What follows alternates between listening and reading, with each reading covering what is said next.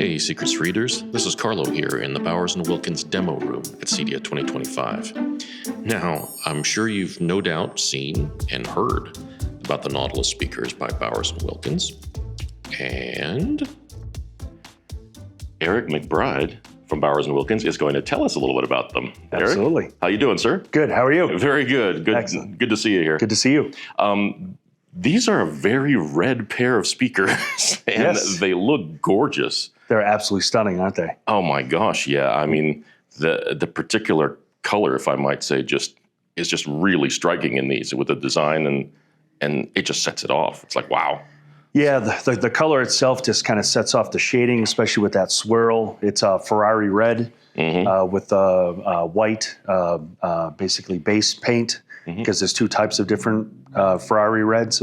So there's one with a black base paint and then one with a white base paint, and this one has the white base paint. So it kind of really brings out kind of the shading and everything of it. So it's absolutely beautiful. It's striking. It really, really is. I have heard the Nautilus on occasion before. I've seen them out there, but I've never really sort of gotten into them and sort of their history, their design, what makes them special. I think you could kind of maybe delve into that a little bit for us? Sure. I mean, unfortunately, before John Bowers passed away, he tasked his engineers to try to build the perfect loudspeaker. And one of the head engineers, a gentleman named Lawrence Dickey, dove into like what he thought would be like the two key aspects of what could possibly deliver the perfect loudspeaker. And one of them was obviously no cabinet, like basically no squared cabinet. Not a box. No box. So loss of diffraction, right? You don't want that sound that you get. And so that's how when he created basically what we call like drivers almost in free space. So it's a very unique design. That was one of the key things he wanted to do. And then also he wanted to figure out a way to limit the amount of rear standing waves coming back into the source, essentially. Right. So like with the box speaker, sound goes in, sound comes back out, creating distortion. So that's why we have the Nautilus tapering tubes that you see here. Right. And they're all a specific length for a reason, because they target specific frequency ranges. Now, because you see the swirl here with the bass driver, I mean, these speakers can go down as low as 15 hertz and start to roll off. 15 hertz just alone? Yes, just alone. Yep. Wow. And so, unfortunately, though, at the time, they realized, well, in order to dissipate a 15 hertz tone, you would have to create a tube that was 13 feet, 8 inches long. Forever and a day long. Yeah, yes. So that's not going to fit in too many people's homes. No. So naturally, he had to do some thinking about it. And the story goes is that he was sitting on his patio. He saw a snail kind of go across his patio, and he said, "Oh, I could just curl it." So I think it was a few weeks, maybe months later, all of a sudden the first wooden prototype of this occurred, and and he realized, wow, this could actually work, and here we are, 32 years later, with a loudspeaker that we keep selling more and more and more every year for the last 12 years. Customers still order this. I mean, it's not. We actually have a back order, believe it or not.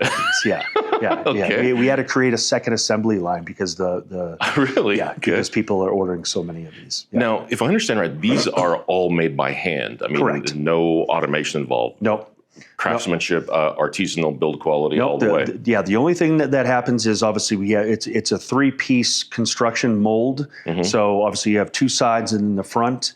Once that mold is created, they put it together, and then everything from there is done by hand. Wow. So all the sanding, painting, installation of all the drivers, the wiring.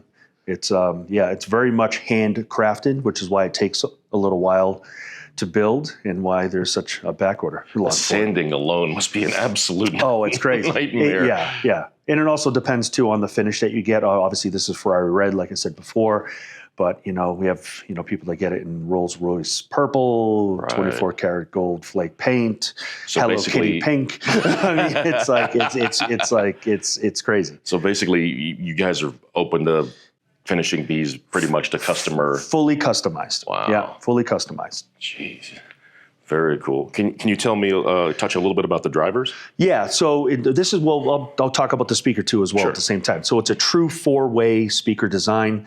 So you have your tweeter, your upper mid, lower mid, and bass driver. So that basically means that you have to have an individual amp channel per driver, which means you need 4 channels of amps for each individual speaker. So 8 channels total. So we're talking about like active crossovers and, yes. and okay, Yep, wow, yep, okay. Yep. So the drivers themselves are hardwired with this blue cable, if you can see that back there. Oh yeah. And then the active crossover is actually located behind this rack that you were at. Follow the fancy blue cable. Yeah.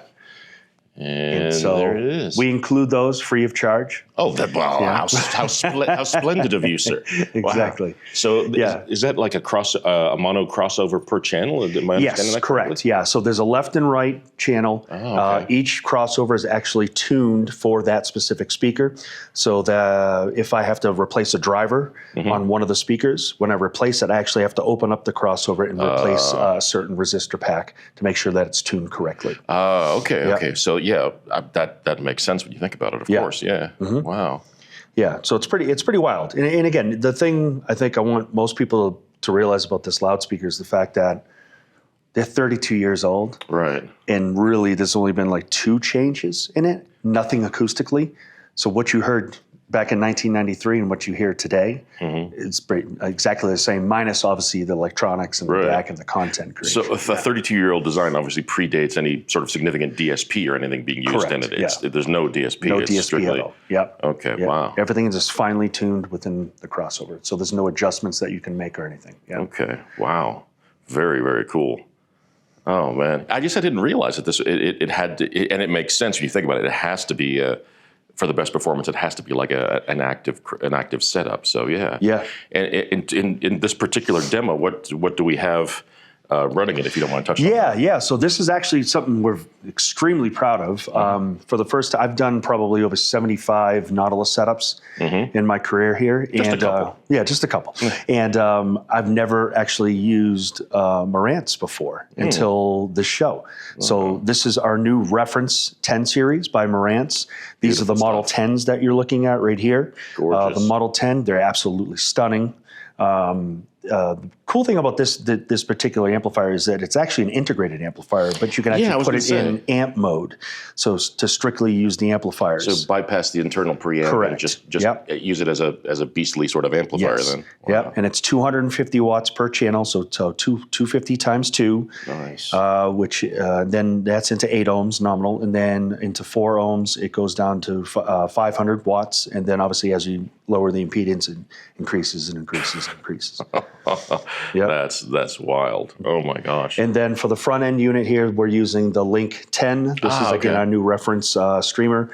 Lots of digital ins, digital outs. It's an absolute stunning piece. We're just super proud of this. Yeah. Like I honestly, it's one of the best sounding Nautilus systems I've ever done. The Marantz, these new Marantz like 10 series electronics are gorgeous. Yes, they are. They really hit it out of the park with these things. I mean, aesthetically speaking, with an art background, really nice. And they sound phenomenal too. Oh, and again, the whole thing is, again, this show is interesting, right? We're in a hotel meeting room, right, with the biggest, bass trap ever located above us. Yeah, I know. It's like we have this weird sort of loft, bizarre thing. Well, it's actually not a loft. It's just like a box I don't know what it in is, the wall, to be in the honest ceiling with you. or whatever. Okay, it's very strange. But the bottom line is the reactions that we're getting from people in this space are absolutely incredible. Oh yeah, I'm very thrilled with the performance of it.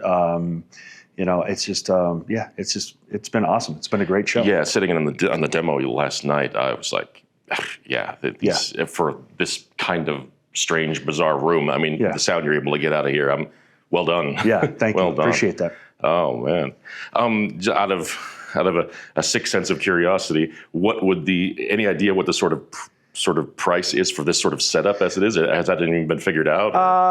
Well, loosely, because obviously we have cables. We have provided to us from AudioQuest, so thank you, AudioQuest. But I think including cables, we're looking at around $225. $225. Yeah. Okay. Yeah. Yeah. Not a bad. So it's me and you could buy it together. Totally. After I get out of divorce court and everything. But you heard that, kids. Save your shekels, and you too can have these gorgeous speakers. And you can choose them in any color or finish you want, I would imagine. And that's a marble base, is that it? Right? It's a granite base. Granite base. Yes. Oh, which can be painted as well. if you wanted. Just a little detail I just caught there. Yeah, wow. This is, I mean, yeah, just, I kind of don't know what to say. I mean, these are our classic speakers. Yeah, the word we always use is iconic. Right. For 32 years, and they still sound as good as they do. It's honestly, it's a pleasure to work with them. They're unbelievable, and we're proud of it. And obviously the Marantz powering it is really like a match made in heaven. Yeah. And just one other sort of oddball question.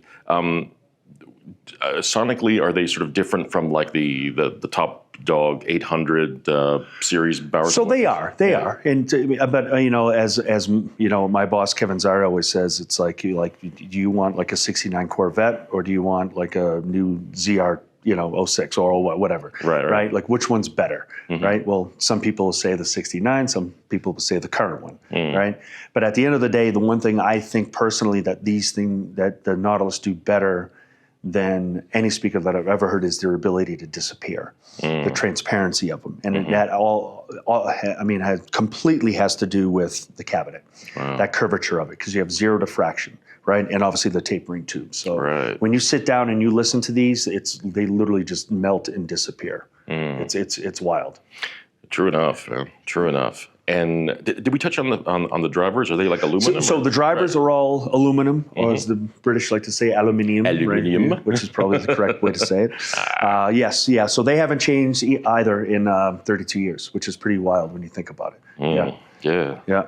Jeez. And so it's I was about to say aluminium. It's an aluminum dome tweeter. And aluminum everything. Yeah. Tweeter, so aluminum. Upper mid, lower mid, and bass. So it's upper and lower mid, and then the bass. There we go. Jeez.